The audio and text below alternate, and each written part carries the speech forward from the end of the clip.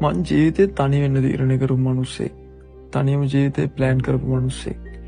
ඒක හරිම ඍණාත්මකයි කියන්නත් පුළුවන්. ඒත් ඒ තනිවීම කොච්චර දුරට සාධාරණීකරණය කරන්න පුළුවන්ද කියන්නත් මම දන්නේ නැහැ. ඒත් මං දන්නවා දැන් මම හිස් මිනිස්සෙක් කියලා. ඉතින් මගේ හිස්වීම තව මිනිස්සෙක්ට රිදෙනවට වඩා මේ තනිවීම මට සැනසීමයි. සමහර විට මේ හැම දෙයකම කලකිරීම වගේ වචනයක් ගැලපෙන්නත් පුළුවන්.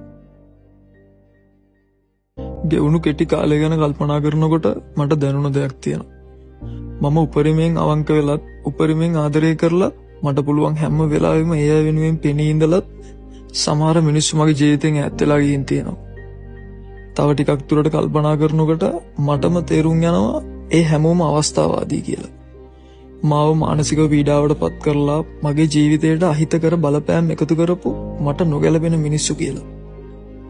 ඉතින් දැන් මට තේරෙනවා මාව රිද්දපු, අඬවපු, රවට්ටපු, මාව පාවිච්චි කරපු, මගේ ජීවිතයට අහිතකර බලපෑම් ඇති කරපු මිනිස්සු හරිම ඉක්මනට මගේ ජීවිතෙන් ඈත් වෙලා ගියා කියලා. ඒ වගේම මට තව ලොකු විශ්වාසයක් තියෙනවා.